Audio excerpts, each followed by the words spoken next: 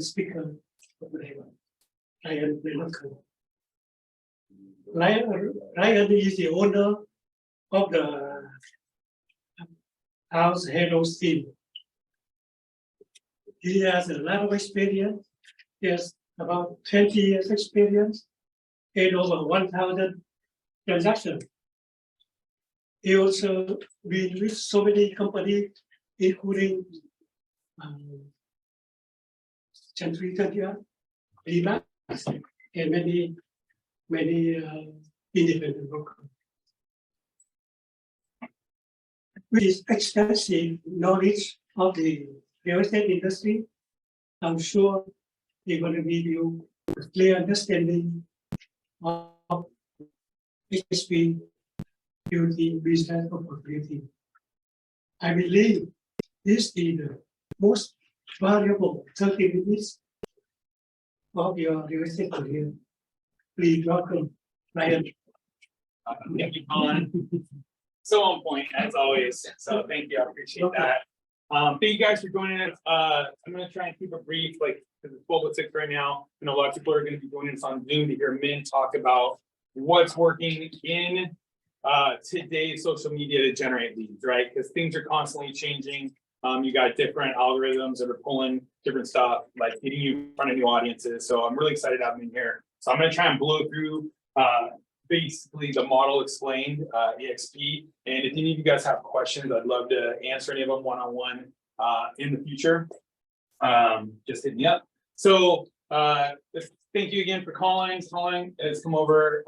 He's hitting it hard. So doing a lot of flyers to apartment complexes and stuff like that, getting some first-time homebuyer seminars ready. We're doing a lot of calls for expireds and just doing a lot of rev share recruiting. So we'll just get into it. I won't even go over the basic outline for today. So what's interesting here is we got some people that like our sponsor, Jason, who's here today, does a ton of REO and foreclosure related stuff.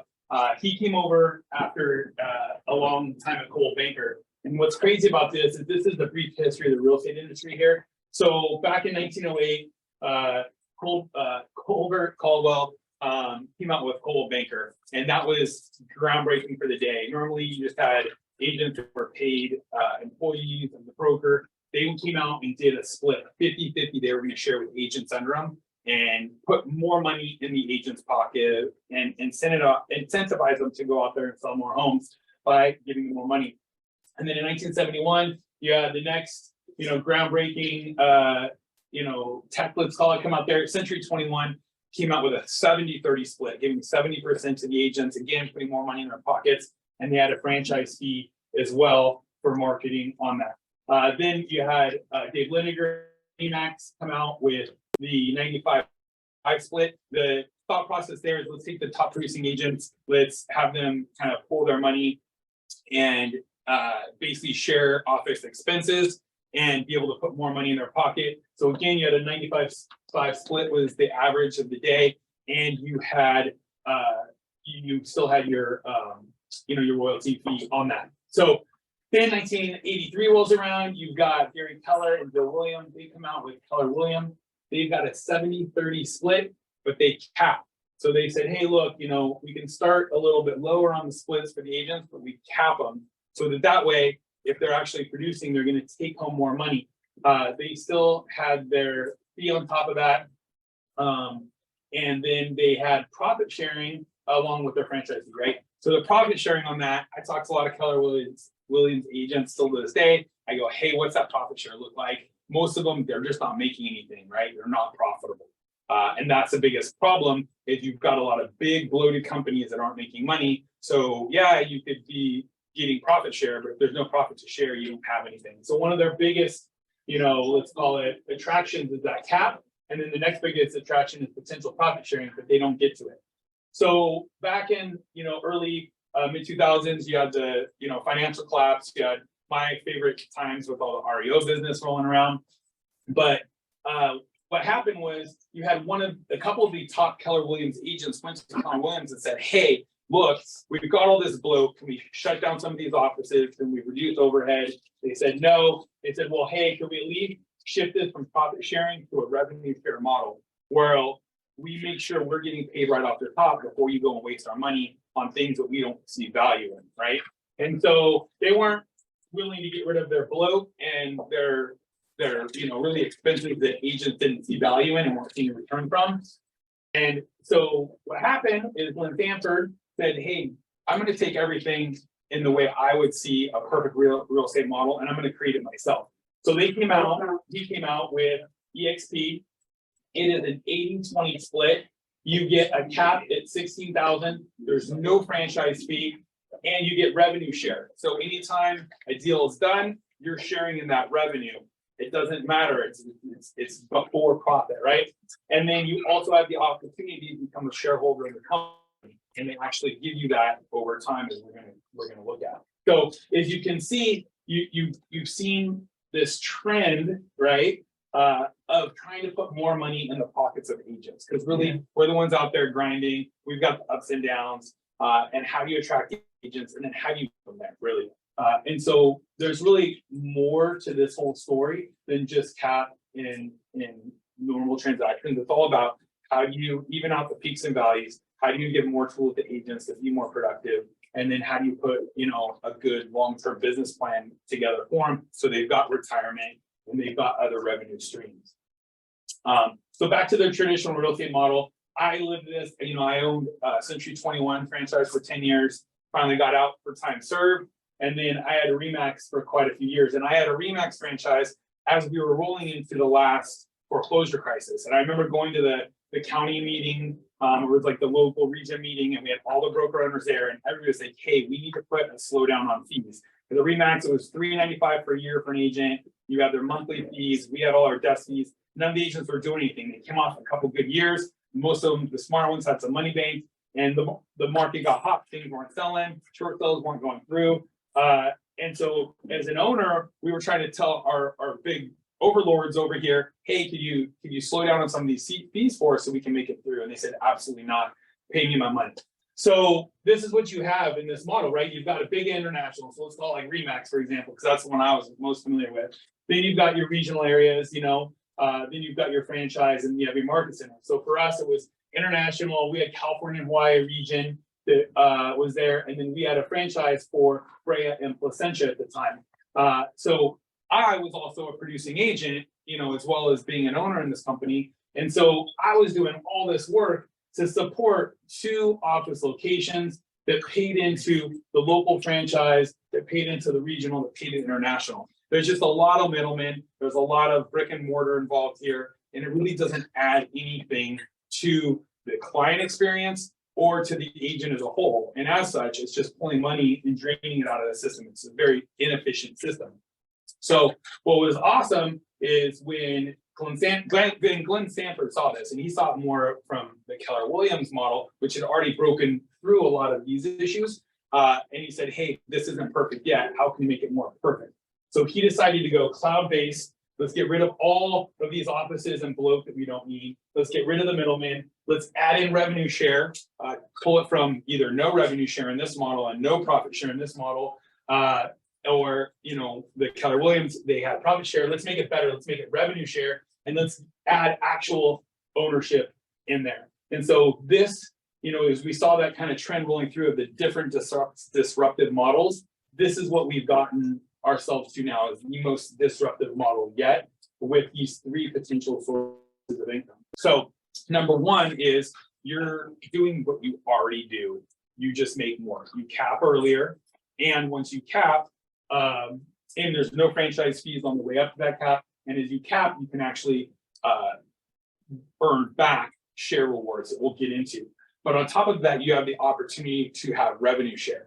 So revenue share, again, instead of having all those different offices, there's eXp Realty, right? International, the publicly traded company, and then you. So we've already got rid of all that bloat. But now that we got rid of that bloat, that's free money in the system. How can we hand that money out to agents and those people in our network? So they have revenue share. So in this case, let's say you're there, an agent, and you've shared this model with 5 people. So, all right, Claudia Gills shared this with Al, Bob, Cindy, Dan, and Eric. Well, if Al does a deal, she's taking a percentage of EXP's 20% split. She gets paid from EXP a portion of that money. for every deal that Al does until he's capped, every deal that Cindy does until she's capped. And so this is what that looks like in a number system. You've got the first tier here. This is your first tier, right? These are people that you have sponsored. You've shown them like, hey, look, you should really explore this model and how it relates to your business, how it relates to your passive income stream, and how it relates to your retirement. You have them talk to somebody like myself, Jason Thorman, Jesse Zagorski, people in our organization that really can help them look at their business model and how that business model would put more dollars in their pocket and what it would look like for them. So these first tier people that you've helped sponsor, this is 5 agents, right? That as they cap, you can get paid up to $28 or $2,800, right? And you don't get paid once they cap, not until they cap, not at the end of the year. As they do a deal, every time they do a deal, that next month, you're seeing a percentage of their split, right?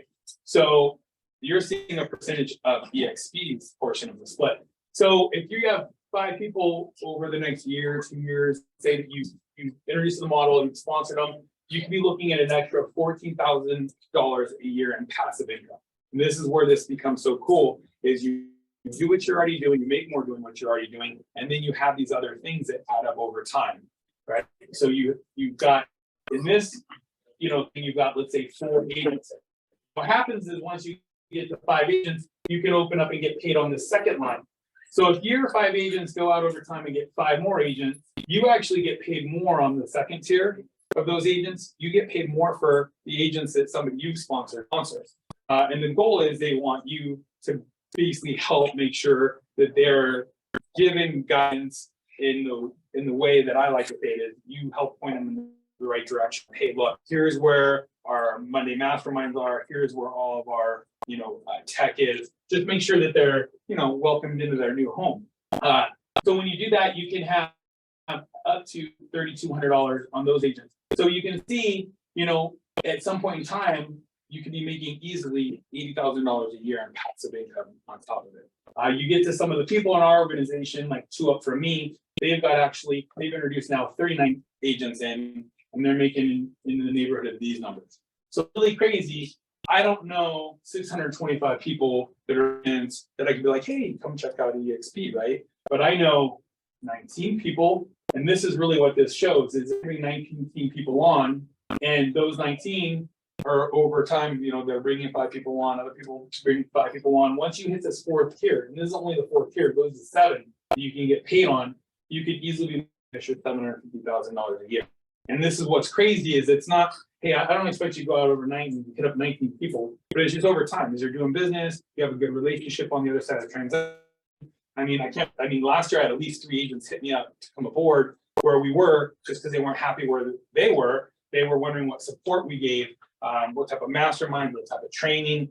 They really were out there seeking more to help forward their careers. And I didn't have the time to deal with them back then because I didn't have any of the back end support. I didn't have any of this. And that's what's so great is this shouldn't take any more time of your day because you're able to leverage what's already there in the organization that's built between EXP and the Agent Collective, which is our organization on top of EXP.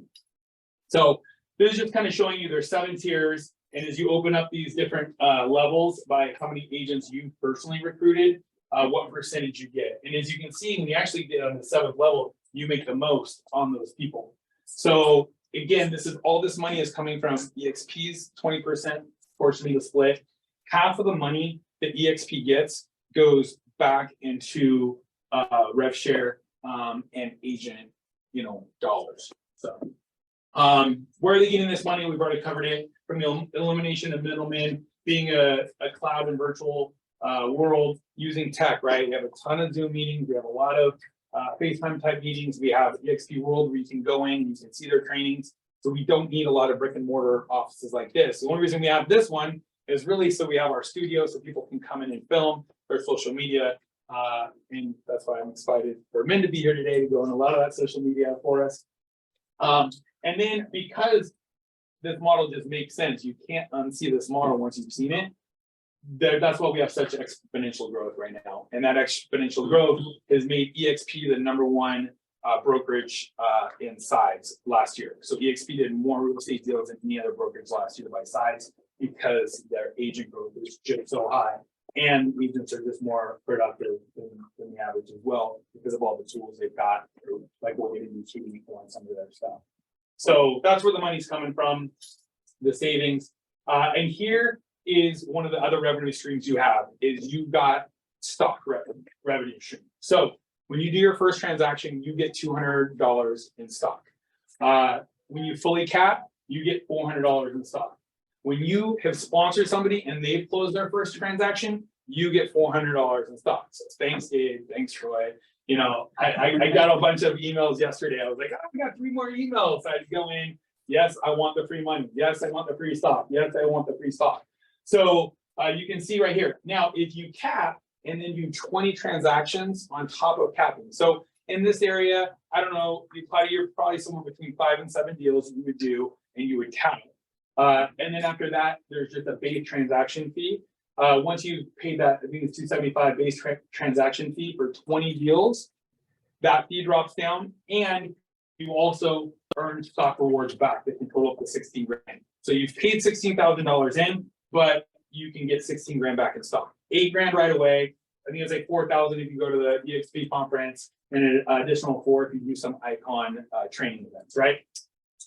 There's also other ways to hit this status, this icon status. If you're just, hey, you're doing 4 deals a year and you have over $500,000 in transaction volume, then you can icon away. So I'd love to have that problem. I don't have it in my market, but hey, you never know, right? And then on top of it, another way to earn and grow your stock, right? Which is really, in real estate, I've preached since day one, the only retirement we have is to go out and buy rental property. That's it. And I still fully believe you should be buying rental property. I mean, I believe in the products I sell, right? So you should be buying real estate. You should have cash flowing properties. But for agents, we don't have any 401k. We can't rely on Social Security, right? So what else do we have? And this is what's so cool about this, is we're getting this potential buildup of shares in stock in a company that we can use for retirement. Another way to do it, other than the grants that they give you, is you can buy up to 5% of your commission. It's a set amount. It's 5% or nothing, right? So when you have a commission and you can opt in and opt out every other deal, you've got full flexibility on this. You can take, if you're already paying a franchise fee to Remax or C21 or Keller Williams, instead of paying a franchise fee to them, pay it to yourself, right? Take that 5%, buy EXP stock, and you can buy it at a 10% discount. There's no holdback on that. So once that 5% taken in, they buy it on whatever date that is. You'll see it in your E-Trade account, and you can sell it right away. So, hey, if it's just stayed flat, you can make a 10% profit doing it, right? So goal is, hey, let's have a long-term outlook here. But hey, if you want to play the market, I mean, this is not a bad way to do it, right? I like to buy things at discounts and sell them at full market value. That's why I like to flip too. But so this is the shares of stock. It's publicly traded on NASDAQ. I was actually a little bummed because last month, the stock I got for free, they bought it at like a local high. I'm like, you couldn't have bought it the day before or the day after, but it's like, it's pre-set up to buy on certain days based on days of the month and all that kind of stuff. So a little more about the stock. They own obviously EXP Realty, a company called Verbella, which operates the world, and other companies license this tech as well. And then they have Success Magazine, they have Success Channel. So they have these 3 businesses that really go into the profitability of EXPI, and it is actually profitable. I think they just beat expectations on their earnings yesterday. And then I know they've got like a 4.5 cent dividend. So they actually have a dividend that they kick back. So you see money hitting your account on top of that as well. Plus, they're actually out there trying to do a client-facing website, kind of similar to Zillow, where all of the leads that come in stay within the EXP realm. So I know they've got it already operating in Canada, and they're rolling it down in the US. So I'm pretty excited to see what happens with all that. I think long-term, this could be very good for us as agents. I don't want to pay Zillow for leads. I'd love to have leads come in from our own organization. And I think that's definitely going to happen. But yeah, so here's what it looks like. Talked about 80-20 split, $16,000 cap. After that, you're 100% commission for the rest of the year. And then once you're capped, it's $250 transaction fee. Plus there's a broker management fee of $25 on every deal. and then a $40 risk management fee until you've done 20 deals total, then that completely drops off, right? So you've got this 250 transaction fee. Once you've done 20 deals at the 250, it drops to 75. So we've got this lower cascade of fees all the way through it. And then you just have a monthly free fee of $85 a month. It's $150 for the first month and then $85 after that. And for that fee, what are you getting? You get access to a lot. So because we're cloud-based, some people, I meet most of my clients when I'm taking their listing at their home, or I'll meet them at the house I'm about to show them, or worst case, Starbucks. I have this office. I still rarely meet people here just because it's wherever's most convenient for them.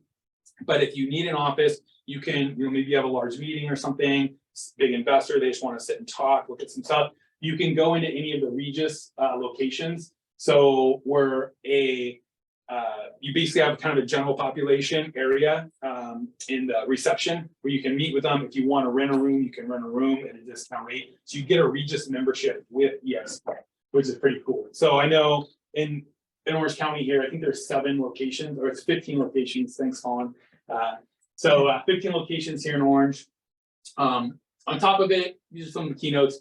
EXP Realty is a 7-level network. So you don't just have the support of, let's say, me, right?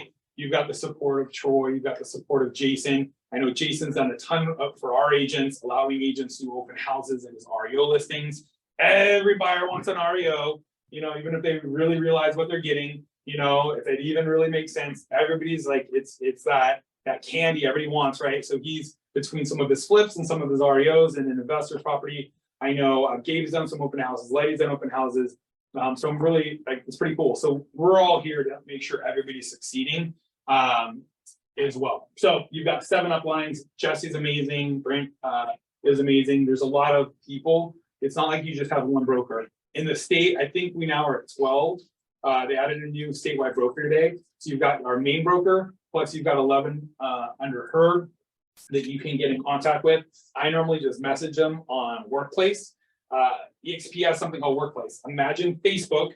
You wipe all the data, you call it Workplace. It's actually made by Facebook, the company, and you've got your own, profile, and then you've got groups. So yesterday I saw in one called Express Offers. So EXP has an organization of iBuyers. So it's great. You can go into your listing presentation and say, hey, I can give you a cash offer right now for your house, or we can put it on the market and get retail pricing for it right now. Or we can take it to, let's say, Curbio, fix it up, put 100 grand into it.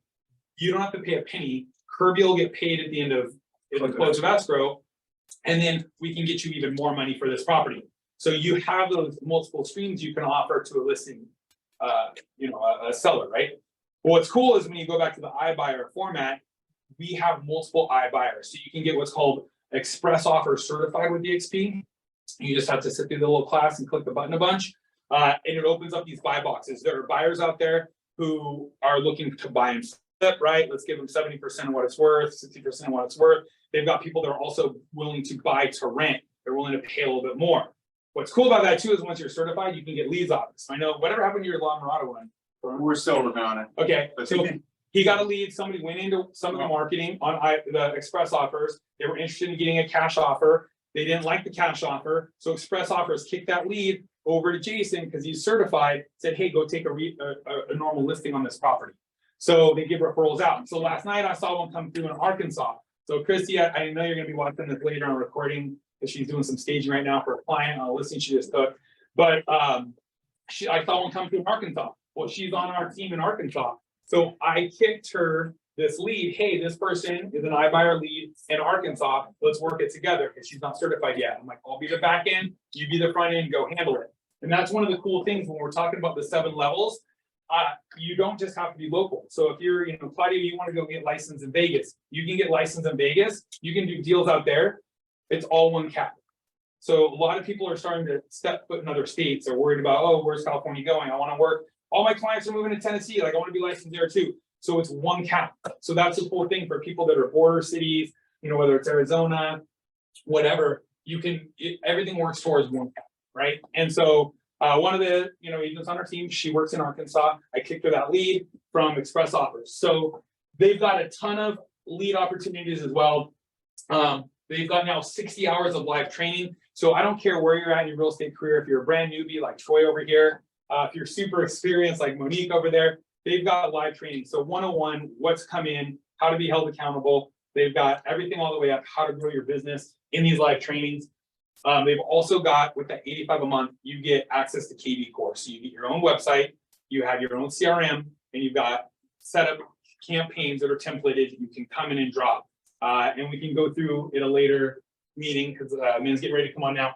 We can go over how to actually utilize KV Core to get free leads in using Facebook, Facebook Marketplace, Craigslist, and other avenues where you can post listings, get leads in, and then have them basically on campaigns to convert them, nurture them, convert them. So we hit workplace, and then on top of it, we also, that's the XP in a nutshell. We're members of the Agent Collective. So we've got daily trainings as well. So 8 a.m. Monday through Friday, we've got something called, I just put blank on it, Agent Power Huddle at 8 a.m. 9 a.m. Mondays, we have a mastermind. There's an icon mastermind. If you've got a bigger budget and you're doing more deals, either a team lead or you're a true icon agent, Tuesday in the afternoon, they've got some masterminds on REOs. They've got masterminds on growing your rev share business. So we've got a whole organization on top of the XP where, you know, and like Gabe, you want to be held accountable on, you know, or you want to do scripts training, you can hit people up on Workplace and be like, hey, I have a scripts partner out of San Diego that I found through the Agent Collective. Hey, who wants to run these scripts with me? So we do that 2 days a week. So anyways, you've got all of this, and this is what it looks like over time. So this is Jesse's, who's Jason's sponsor. He's been in 4 years now. He, after about what, year and a half, he transitioned out of doing sales, yeah. And these numbers are all old. So they're like January. I think he's up to like 1350 or something like there. These are old numbers. So he's roughly, I think he's hitting between 40 to 60 a month right now. I know last year was like 60 to 80 because everybody was doing more deals last year. But his scoring share has grown. This was the middle of the month when he gave me these snapshots. And as you can see, just over time, he's worked on getting 38 agents. And this is what it grows up to. Here's where your stock could be, you know. So my thing is, I want you guys to kind of look and say, hey, let's look with the end in mind. Let's look out 5 years. Where do you guys want to be 5 years? You still want to be struggling? Oh my gosh, like the market's down 40% less deals, which means 40% less money in my pocket. Or do you want to say, hey, look, I've built all these things over time and I didn't do it once. You know, every time I go and take a listing and I sell it, I work all this, you know, all this hard work and staging this and marketing, all that stuff, you know, one paycheck. I want to move over to where I build relationships and I get paid more than once. And so, you know, one of them is using KV Core to have clients for life. The other one is having my relationships with agents pay me dividends forever, right? And that's the whole thing, is I want to get paid over and over and over for the actions that I'm doing today. And which is why I tried to slow down from flips and get into more long-term holds as well. I do all this work, I get one payday. Over time, I want all the paydays, right? So that's it in nutshell. Here's our schedule. The Agent Collective is on top of the 60 hours a week in EXP training. And from there, well, if you guys want to jump in on any of these, like Claudia, I'll give you some of the links to the good ones. Yeah, same thing. I can give you links to the good ones I'm normally on, and you guys can jump in. Also, you can go back and look at past masterminds we've had. So like this one's on, you know, basically listings, right? So if you guys want the, you know, great listing presentation, so they did like a 3 to 4 part series on that. Yeah. And then we've got a concierge. So any questions you have, you can go straight to the concierge and they can point you in the right direction. And I know there's a lot of moving pieces and there's a lot of stuff here. So this is what Workplace looks like. So, all right, Minh, you gotta plug in. So thank you guys. I'm trying to go through it fast. We were starting a little bit late. I don't know how much time I have with you guys. So thank you guys for having me. Before I start, I want to get you to my loan office. Jason, you want to go over it? And where's Jasmine, you got the computer? where's Matt? Jason and Matt. Come in. So before we start, I want to introduce you guys to the 2 loan officers on my team that will be working with you guys. So if you guys have people calls, you have questions, you need help with open house, you'll be getting emails from them probably the next couple of days. Also, when you guys do get leads from our What's a Mortgage, you guys can put the face behind who the leads are coming from. Of course, go through the procedure with Troy and Ryan on how you guys get our leads. So I think they're just doing all local leads, right? Ryan, local stuff we got to go to them, right? Yeah. I think another lead, a lead that you guys will be getting from us, is, thanks to Jason. So we're gonna market some of his REO. Most likely, they're not gonna buy an REO property because they can't pay cash or it's not in a place where they can finance it. But at least that lead will come through, and it's a lead that's qualified by us, ready for it to show and buy. Okay. So that's it. I just wanted to meet you guys, meet them, and of course, like who's Jason, who's Matt, you guys know basically.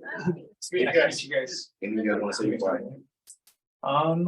No, I'm good. I'm good. Looking forward to working with you guys. Yeah. All right, cool. I'll say this, I mean, I've obviously dealt with Jason in the past. Matt, who I've been currently working with, he gets back to you in a timely manner, and he has answers, whether they're good, bad, or ugly, he'll answer you. So I have 3 in escrow right now with Matt going on, and then he helped me out getting the listing as well. So client called in, talked about it, got the listing, no problem. I handed one of the leads off to Ryan that I got. Ryan just got an escrow yesterday, I think. One and done. Let's do it. One and done. Yeah. So yeah, I mean, and it's just they're tentative. That's more important to me, is that I can call Matt on a weekend. I'm sure I can call Jason on a weekend, or if you have an open house, I kind of hung out with Matt. Matt hung out at the open house. That open house unfortunately wasn't that busy, but it did help out a lot. So those are things that they're benefits when you bring in what's a mortgage lenders. They're just not the guy that's 9 to 5, hangs their, puts their phone on do not disturb, and then just pops back on at 9 o'clock in the morning. I can get what I need, and he'll call me up at 8 or 9 o'clock at night if there's an issue or he needs to deal with it. So I know Jason's kind of is in the same way. I mean, obviously I dealt with him in the past. So both of them, you're looking at higher quality loan officers, and this is all reflected upon What's a Mortgage and Minh's organization over the years, so. Yeah. Also, if you guys do need help, like if you have leads in the system and you're not marketing to them correctly, or you're not on a consistent KV Port, you're not marketing on a consistent basis. I know Jason is a master at CRM, so I know I call him he brings people to life. I tell you, sleep on. Like go to a coffee person.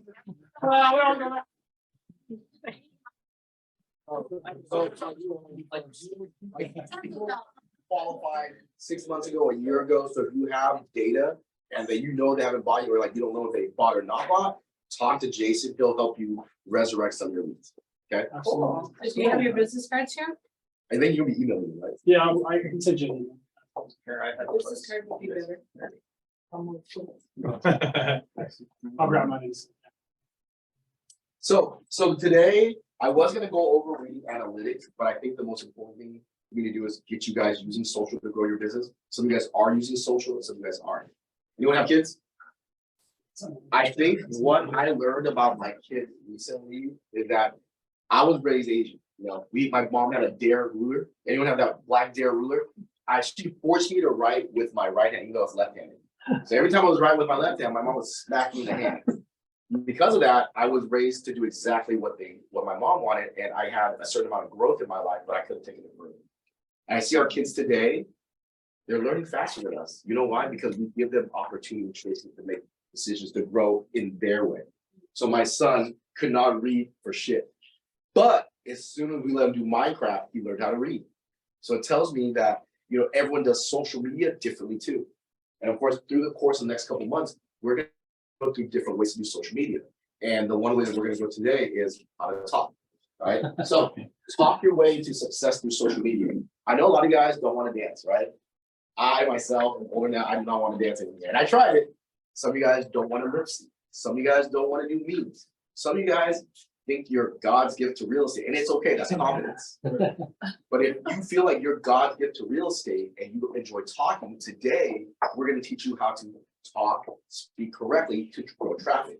So I've been on social media since 2017, and for the last 7 years, I was trying so many different methods. In the last, 4 months, our social exploded, and it exploded through talking. But we learned how to talk correctly to make our social do better. Especially, you guys know, like TikTok and Instagram now, they've taken short form content and they're actually putting it in front of the little 7-second videos, 10-second videos. You know, so we're gonna show you guys today how to speak correctly so you become successful. I'm gonna go over some things with you, and then Jasmine is gonna show you how to use ChatGPT so it can help you get better. And we still use it. Especially in my brand looks horrible. And sometimes when I say something one way, it means another way. So ChatGPT brings it together for us, okay? So we're gonna go over the different types of talking content.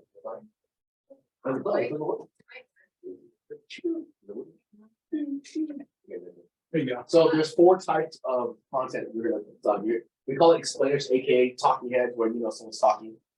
We have our podcast style, and we have skits and home tours. I know a lot of you guys, if you don't want to do the first 3, you got to do your home tours correctly. And we see agents that are successful doing home tours and agents that are not successful doing home tours. And we're gonna go over the success that our current agents have with their home tours.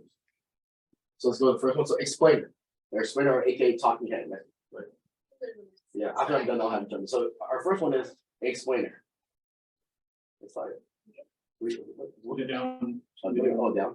Okay. So explainers, right? So that's when you explain and you teach something. So of course, to bring value to people, you have to teach. But we're gonna go over how to teach. So that's what should be part of your content. If you're gonna put content out there, you can do memes, you can do other strategy, but you gotta talk in some of your videos because you have to tell the audience that you're the professional, that you know what you're talking about. And if you don't talk, it's really hard to grow a solid book of business. We have agents that are doing home tours and all they do is home tours. So they're driving traffic, but what happens if they don't get that specific, the buyer doesn't get that specific house? What do? They move on to another agent because you did not bring them value. But it doesn't mean you shouldn't do home tours to anchor in the viewers, but when they search through your page, they should find something of value. Like, I learned something important from this person, it's worth following. So the way you explain and teach it will allow people to follow you. Next one, podcast. I know this is every realtor's favorite type of content. So in podcast, someone sits there and interviews you. And you see certain people on podcasts, their video explodes. But majority of people who do podcasts, their video doesn't do well. And I'll explain to you guys why they don't do well as well. But that's another sort of content. If you don't like to talk in front of camera because you don't want to memorize lines or say things over and over, podcast is the best way. Sometimes even generic podcasts where you have someone, you interview me, and just the way they record it, but I'm giving you the questions to ask me. Same thing with the talking heads. The difference why our content is getting better is because everything is pre-rehearsed. I talk about the same subjects over and over again. Eventually, you say it with confidence. You can control your what? Your volume. Talk louder or lower. Your speed. When to talk fast and when to slow it down. Before I was talking, and I still do that, but have you seen my content recently? I slow it down. And because we don't like to cut up videos a lot, the class I took? Hand puppets. I talk with my hands a lot, so we don't have to cut all these little edits. You see some videos are like, it's just so many micro cuts, like cut. It's like a little robot movie, right? So to solve that, I started talking with my hands a lot more. Of course, certain things, when you compare or me. So I started adding that. You can do that when it comes to podcasts as well. So these are things you can do to drive traffic. But when you're going to talk to podcast, make sure when someone asks you a question, what do you have to do? You know what everyone does when someone asks you a question? What do they do? Like when someone asks you a question, what is your instinct to do when someone asks you a question? Jason, answer it. Answer it. That's the biggest problem about it. When someone asks you a question on a podcast, you answer it. It's not wrong because everyone does it. I do too. You have to resell the question. Does everyone know what that means to resell the question? If you don't resell the question, you don't create the most important thing in a speech. What is that? Sorry. Repeat the question. Go up. The hook. The most important thing when someone asks you a question is you need to resell that question. If you don't resell that question, you don't create the hook. And that's why all these podcast videos fail. You ever jump into the middle of a conversation when two people are talking? I was really socially awkward growing up. I still am. That's my friend Jason. Two people would be talking, I would jump in, I'd say something, but I don't know the context of what they're talking about. So when you don't know the context of what I'm talking about, what's the first instinct you do? You back away. So when you watch a video and they go right into talking about it, you're gonna flip to the next video because you don't know what they're talking about. So here's an example. Jason, how did you sell that house for $50,000 more? Oh, the reason I sold for $50,000 more because I listed it above asking price. And I knew I could do that. That is not selling it. What is the way of selling it? This is how I got my client an extra $50,000 on their listing. The hook, right? It's almost impossible to sell your home for more because of comparable sales. But these 3 methods I used got my buyer an extra $50,000. Now answer the question. Don't just like answer, oh, how'd you get an extra $50,000? Because I did this. That's one thing you have to work on when it comes to podcasts. Same thing when you start doing podcasts and you're talking heads, the most important thing is sell the question with a hook, present the problem, and then present the solution. But when you explain the solution, a lot of people are changing their mind. Should I give the solution in the beginning, in the middle, or the end? I know for ourselves, we give it at the end. Okay. But also, let's say you are talking and you are not giving, you're not giving a problem or solution. I talk about the news a lot. The reason why I talk about the news a lot is because I want our borrowers to be a higher end fund. Our borrowers have changed drastically in the last 6 months to 8 months because I talk about the economy a lot. If someone doesn't know who Jerome Powell is, I don't want them DMing me. Why do I want them to know who Jerome Powell is? They know the economy. They're a higher end clientele. They're probably going to qualify. If they don't know what inflation is, that client. Not saying I don't want them to watch, but we're building our questions a specific way. So as you talk online through podcasts or through your talking head, build the clientele you want. Talk about bad credit all the time. What are you gonna get? Bad credit. Bad credit. If you talk about, so my friend Justin Brown, he does a lot of Airbnbs. What type of leads does he get? Rentals. So if he gets rentals a lot and he's killing it, so he's doing more real estate now that he did mortgage. Why? When people buy rentals, they know what? Pay cash, or they're doing hard money, or they're doing non-QM. And he either gets those loans or he assigns out the real estate because all he talks about is Airbnb.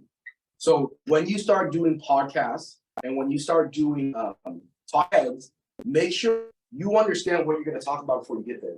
So I don't do podcasts anymore because most people in podcasts, what they want to ask you is about the industry. Is a real estate agent going to buy a home for you? No. Is a real estate agent going to buy a home for you? So if you talk about, Don't come to HB though. yeah, no, come I said, I like that. But you have to understand, like, if you want buyers or sellers, when you start talking about how you got a real estate or how real estate changed your life, it's not going to bring you the clientele you want. And I see that when people, you guys mix your audience. When you talk, you design your audience by the way you talk and you build around it. You don't all of a sudden change what you want to talk about. You know, the realtors that I see that are not doing well, especially with home tours and the way they talk on podcasts, think about it. You're selling a home. Why are you sitting in a brand new Ferrari that's not in yours? What does that tell Instagram and TikTok? To bring you what? People who like Ferraris. Most of those people, by the way, don't pay their taxes. So they probably don't want to buy them. They're not buying home. And then you go do a listing for $500,000, and then you go on a podcast and you talk about why you got a real estate. Is that not confusing? You're not confusing? Yeah. Okay, so if you are gonna have a different page for it. So make sure when you start building your content for talking heads and podcast, I only will do an interview now if I get to talk about the consumer experience, why I'm doing this for consumers, how it changed my parents' life. So when you be very methodic on how you make your message, okay? And the reason why I want to emphasize that is because I want you guys not to make content that doesn't do anything, okay? Our old content now is starting to pick up more momentum because I've always made content based on first-time home buyers, based on home buyers themselves. If I do a VA video, you know how many views I get? Why? Because I barely or never talk about VA. So of course, the one time I want to answer someone's Q&A question, that's why I don't answer a lot of Q&A questions anymore. If they ask for a specific product. If they ask about self-employed, non-QM, I don't talk about it. There is an audience for non-QM, for VA, but that means you got a ride or die VA or non-QM. Right? So think about that before you guys go out, and I fall victim, to it as well. So, someone wants me to be on. Oh, I want to do on it. I want to go on it, and I go for what? It's not going to bring me value. It's going to waste my time. Go on there, talk about something, and come confusing the audience. Have you guys made a list of who you want as your clients? Make a list of who you want. What's their purchase price? if your audience purchase price is over 700,000, right? Everyone over 700,000? Would you do a home tour in Central California for 200? No, Why? you're getting a $200,000. Yes, but you're confusing the audience. And I see people do that, like they say they have a $700,000 buyer, but then they want to do this $1 million listing. For what? You're gonna waste your time, waste your money, make content that's gonna confuse social media and also not bring you clientele. So I want to beat that into your head. No, not because my parents just beat my ass. Okay. But I want to beat that into because I don't want you wasting time. Be very strategic. Okay, I'm gonna make a piece of content. Does it fit my narrative? If it doesn't fit my narrative, think about something else. If you're gonna go sit on a podcast, why waste that person's time asking you questions? Also, when you go do a podcast, they want to edit your videos, right? I'll send you a copy of your video edited. And they're gonna send you a bunch of videos that you upload that doesn't do well. You know, people hate my guts recently because I've done so many podcasts, but I don't post a video. Like, I'd rather not post the video, have them hate my gut, than confuse social media and bring me buyers. I got one today and I'm like, I didn't share. He's like, why did you share my video? Because you're talking about the struggles of a multi-millionaire woman how she went from Puerto Rico. You think she's the audience of my buyer? No. You know, so think about that. So when you go, I would make a conscious list. Okay, what am I talking about? Does it meet my audience? Okay, if I'm talking about the subject, do I understand the subject well? And then when I generate the content, did I sell the question? You know what I'm talking about all the time? Recasting, because it's controversial. Because you guys know what recasting is? No. Recasting is when you have a conventional loan, and once you pay down a big portion of the house, if you put an extra $25,000 in, they'll recalculate the balance against your low rate.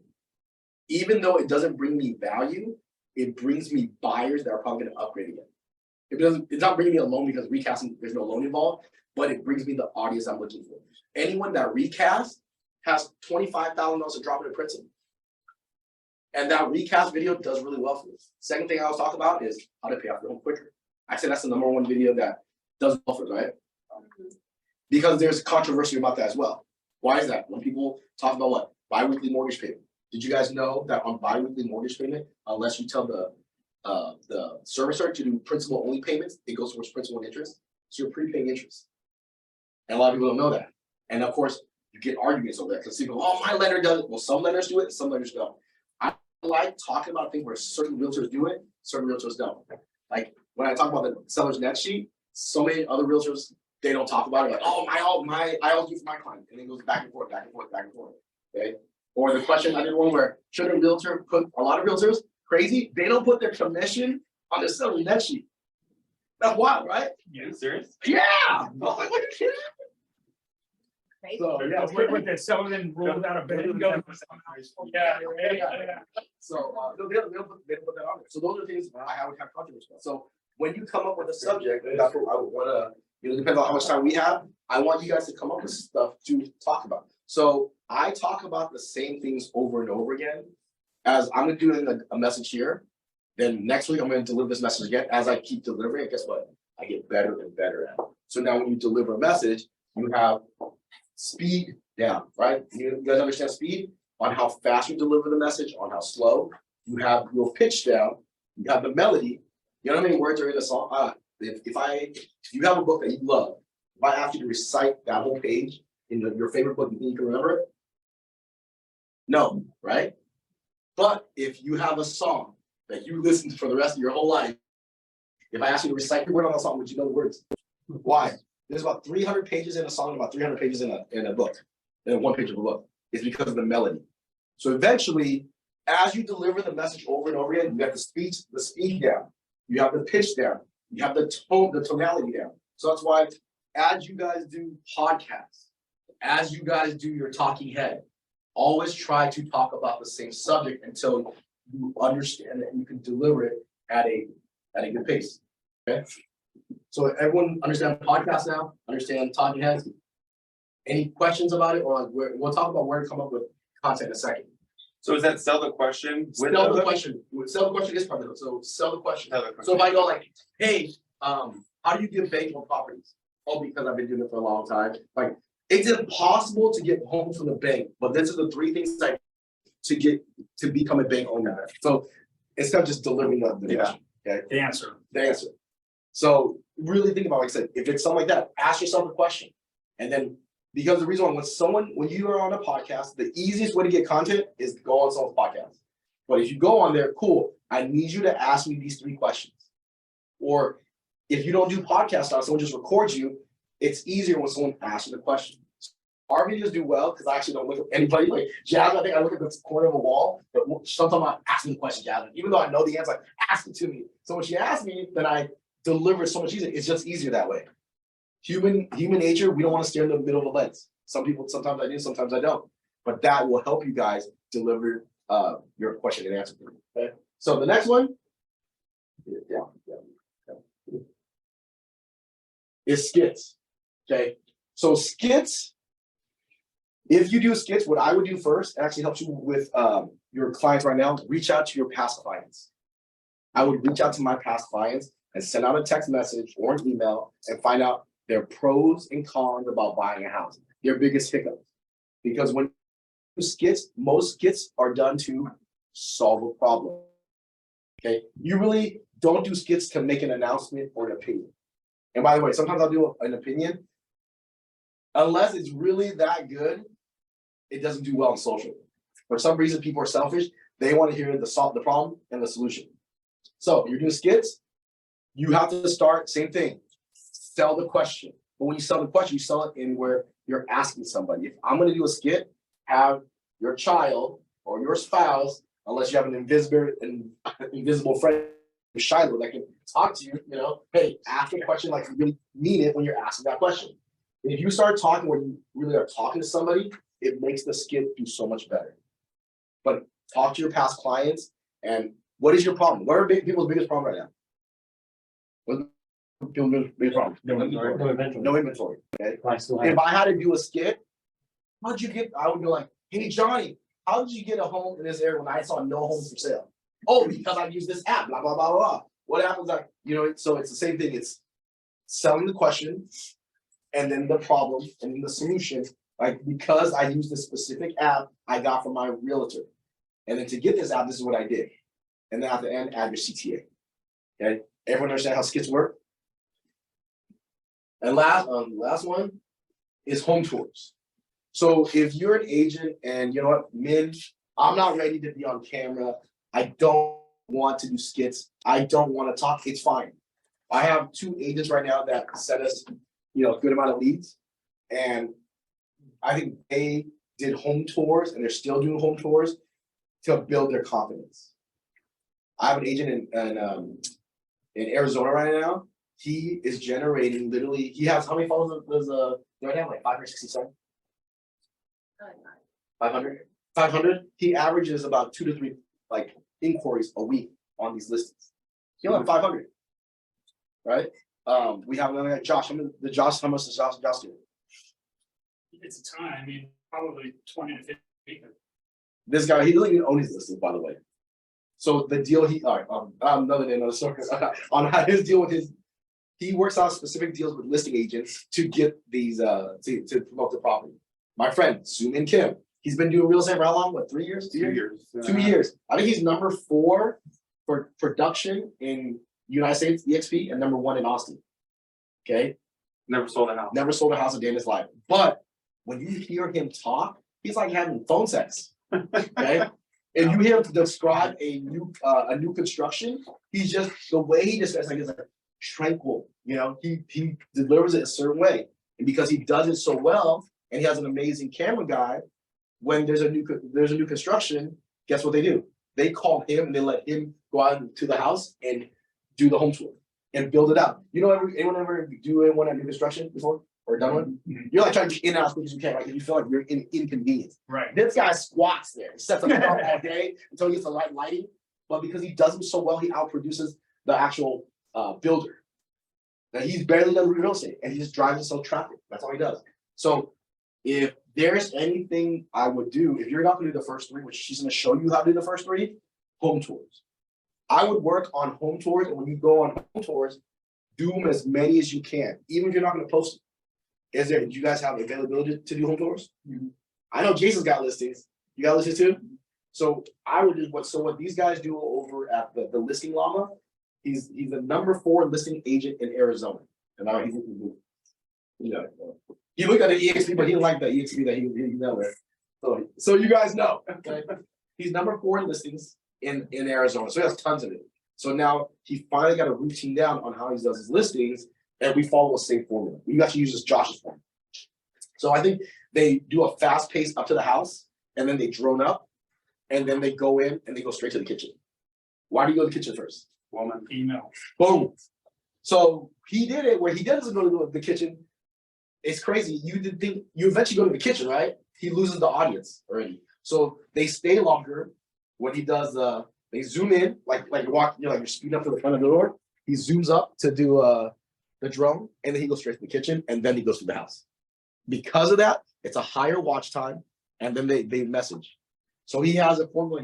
So once he does that, he's been doing it for a long time. Also, there's another guy. His name is Collin. We're doing some of his stuff, and they're doing home tours. They don't even talk on a lot of videos, but they're starting to talk. And if you do talk, make sure you have a cadence. Okay, point out something in the house that's significant. So with the listing llama, he finds something else. When he does, he slows down the video in that section and he emphasizes on it. So when you do talk in your videos, you can talk at your normal default, called the default speed. We all have a default speed, right?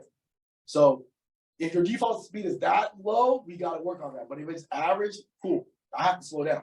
So once you get your default speed and you get to that kitchen or the specific part of the house that you know it's what's going to sell the house, you slow it down and then you emphasize on it. And then that's why he sets his appointments. So he doesn't even do any of his appointments. He has 1 or 2 buyers in here, right? Yeah. So he has like his leads go to his agents, and then he just hands them out. But he's got it down. So that's what I would recommend if you're like, hey, I'm not ready to talk. I'm not ready to podcast. I don't want to do skips. This is the way. Do home tours. But if you do home tours, eventually you want to start talking through your home tours. And as you speak through your home tours, you'll get better. And then you won't be afraid to be in front of a camera. I think Josh was like almost 2 years before he wanted to be in front of a camera. Suman did his for about 6 months, a year before he started getting. So those are, Do you have to stay in a local area, you think, like? so saturated, let's say I through saw your Carlos, he eventually found the right purchase price. So as you build your home tours, you'll find the right purchase price. And once you find the right purchase price, you want to stay in it. Because when you start going up or down, it messes with your audience. Just like, right, if you're going to be in a Lamborghini, they sell multi-million-dollar homes. If you're going to be in a Lamborghini, don't go out and work on a $400,000 home in Fresno. Okay? Because it confuses the audience. Same thing in your home tours. Decide where's your audience. And if you have that audience, is it a broad audience? And if it's not broad, then you have to be okay. Like, hey, it's not a broad audience, but this is the clientele I want. And that's the clientele you're going to get. And it takes a while to get there. So, this is how myself and other people on social right now are talking themselves to be successful through social media. And with all that being said, I'm going to have Jasmine show you exactly what we're doing right now through ChatGPT. So, how many of you guys are not familiar with ChatGPT? No, okay, so most of you kind of are, but for those that aren't, I'll just show you an example of what it looks like. So it's basically an AI tool that you can prompt it to do anything. Mhm. And this helps us a lot with writing our scripts. Because the way our process goes is Minh will usually give me a topic, like say mortgage recasting. He'll teach it to me. And so what I'll do is I'll prompt ChatGPT to basically describe what mortgage recasting is and and give me an example of how it can lower my mortgage payment. So say you're someone that just struggles with describing something, this is a great tool to basically help you do the work for you.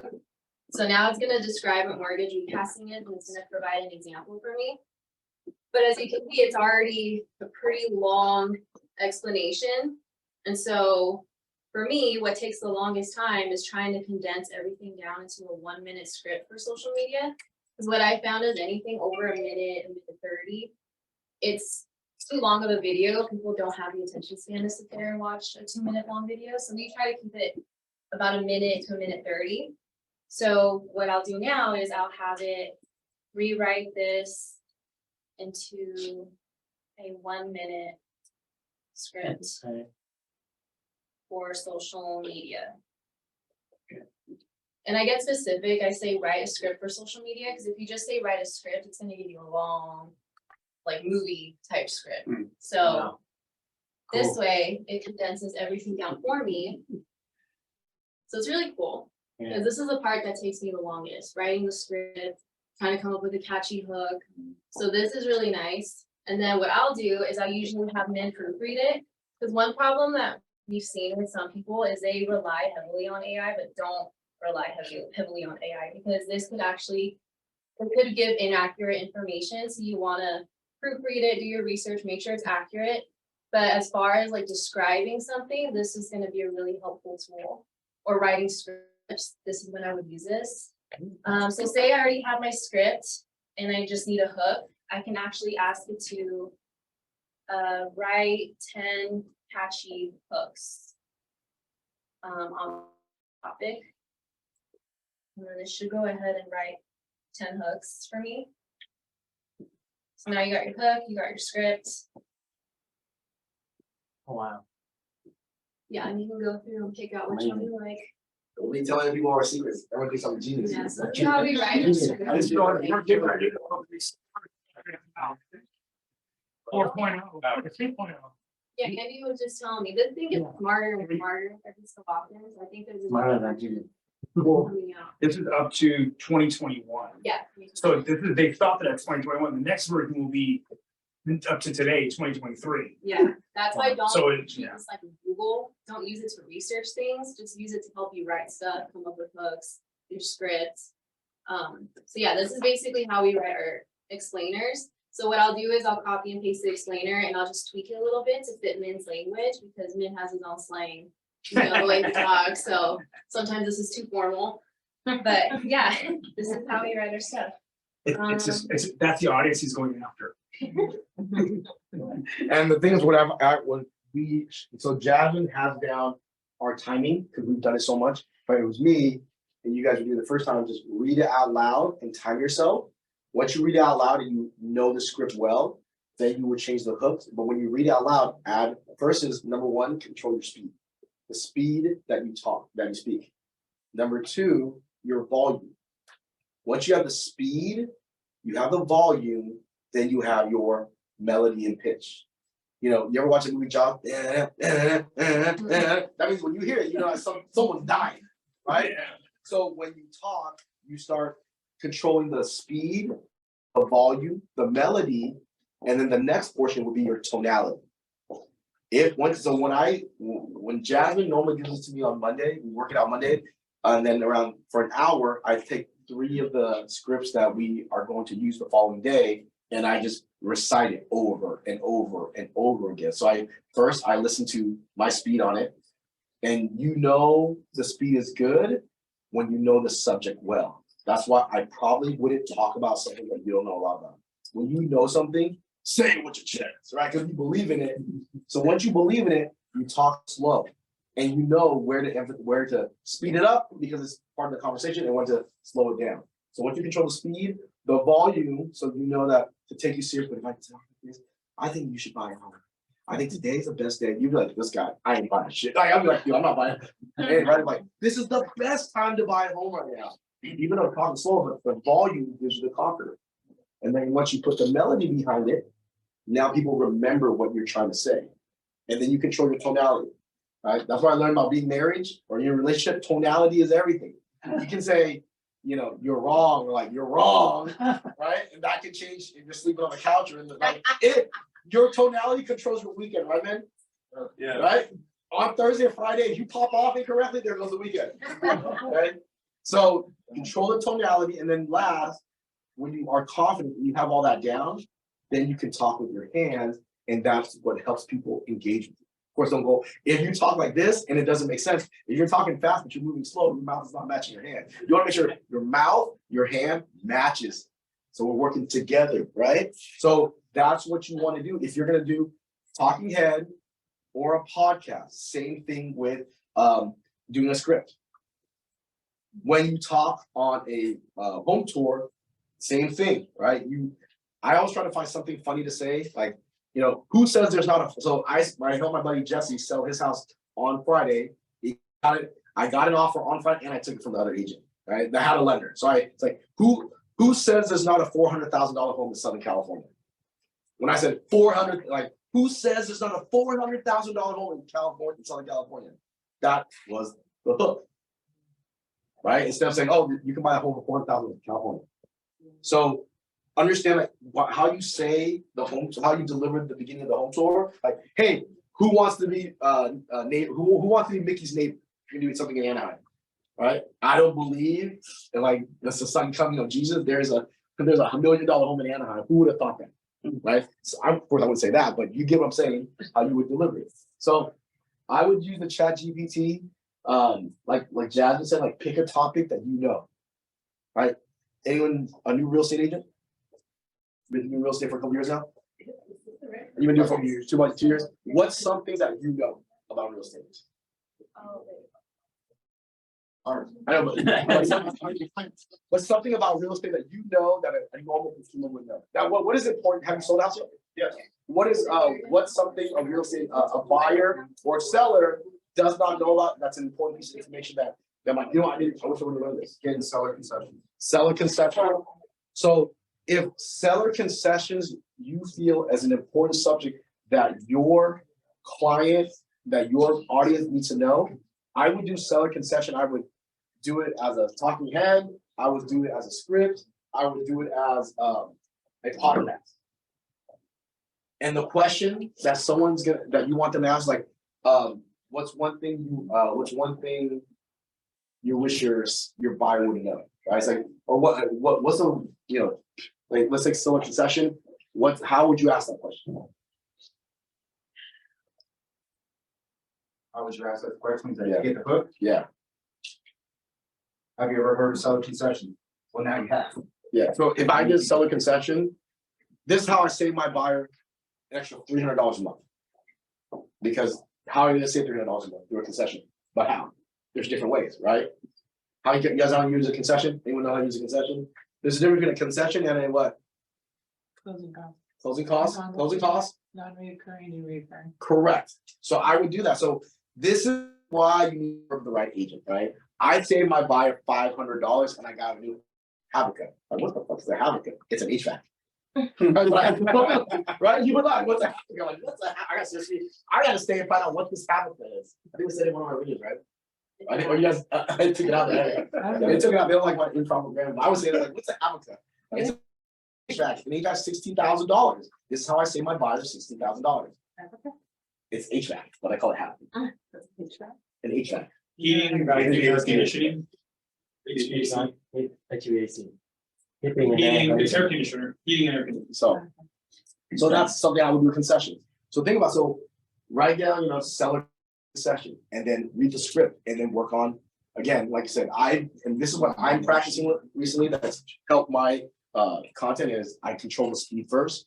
Once I can control the speed, I control the volume, then the melody, the tonality, and then I control my hand, like my shout words, right? Like my dog is like insane. What is it the algorithm likes? Either it getting It keeps video being split up or they focus better. okay, so hand puppets is also good. Yeah, like Well, like it's kind my of hand puppets, I show. know like when you do hand puppets, they tell you when you do a show and you want the image to what's it? I don't know where like fluid.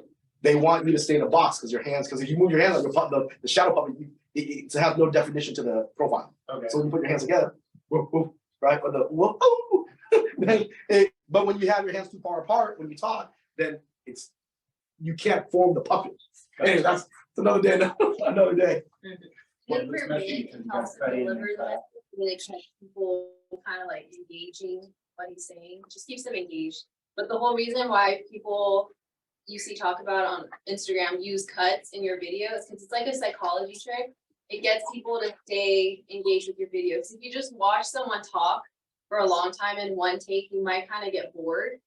So you tune out quicker. So I don't know if you've seen like on TikTok, these get ready with me videos, these girls are like putting on their makeup and they're just filming themselves saying sentences, but after every so often they kind of cut and they do a new take. It's just a way of telling a story that gets people to want to stay and watch the whole thing. It's a psychology trick, really. And Andy, of course, doesn't believe in a bunch of, so it's improper to do that many cuts, and it feels like it's ruins his artistic ability, or it's all. As an editor, we don't really do things that way, but apparently that's what gets people engaged on TikTok. This whole generation, the way they consume media is just a lot different now. So everyone's attention span is super short. That's why the hooks are so important. If you don't catch people's attention within the first 3 seconds, they're just gonna scroll past your video. So yeah, that's why like also too to go on like, you know, what kind of topics you should talk about. Sometimes, a lot of times, thankfully, Minh does give me topics that he wants to talk about because he's interacting with clients every day. He already knows what common problems he has and what we can talk about to provide those solutions. But say you're someone that doesn't know what to talk about, you have no idea what common problems that are out there that people have. We use TikTok to kind of research it. So I don't know if anyone has a TikTok account. If you don't, I would open one up, not to post, but just to use it for research purposes. Because TikTok has basically become this generation's Google. So Minh and I will sometimes take a few minutes just to go on here and use their search bar. And we'll just type in things that are related in our niche, like first time home buying tips. And then within here, you'll start finding all the top videos that are related to your niche. Like see, Minh's already trending, he has like 5.4 million views on this one video. So what we'll do is Before you pay? Yeah. Yeah. That's what the government wants to ban it. Yeah. I was wondering. You're a spy, aren't you? You're listening in, man. But we still have it because who knows what's gonna happen. But I know Instagram is actually working on creating a search bar or search page that's similar to this. But it was very helpful. So what we'll do is we'll go through, kind of study all the top videos and see like what hooks are there, what are they talking about? That will give us an idea of what we'll talk about because we can see, okay, this is a common problem. And read the comments in those videos because what you'll find a lot of times is we're asking the same questions and that helps you. Now you can make a video answering that question. So yeah, this is a very helpful way to show questions. When you create videos, is it always good to do the texting, like the talking, the topic and stuff like that? Or what is, do you shake it around or what do you do? The caption. Yeah, the Oh, caption. you push the button and it makes all the captions. You know, the captions or put, even if you don't do the captions, you could just have like a subject line. You should yourself something so people know what you're talking about and then create a spirit. Definitely had a title bubble in the beginning, like how we do here, we had the title bubble in the beginning because some people might not have their volume on, so Okay. at least they see it Okay. and that'll catch their attention. So I've seen people make that mistake too. They'll make explainer videos, they're already talking, but there's no context in the video, there's no title, so people are probably not gonna stop and wanna listen. They're just gonna keep scrolling. So, cause I've done that too. I think when we first started doing explainers, I was uploading them without a title. And once I started uploading them with a title, it made a huge difference. It's just like a one word couple seven. I would just reiterate our hook. So whatever Minh is saying as the hook in the video, I put that as the title bubble. So selling the question. It's all about reselling the question. So so that's I'm gonna, so you know, you are gonna talk, use these strategies. If you still need help, we'll be around to send me a message. Also, I want to share this with you guys. You know, I want to make sure you guys know that I'm here for you. So if you are out recruiting, we come here once a month and I'll teach something. Hopefully next month, we're gonna go over analytics. If you guys are using social, if a lot of you guys aren't using social yet, I might not do analytics, but I'll teach something else. I would use that opportunity to bring agents to recruit. For some reason, not for some reason, the social media is the hot subject that people want to talk about and just want to learn. So I would use this opportunity to bring agents, if you guys want to, the first two Wednesday of every month. So actually, no,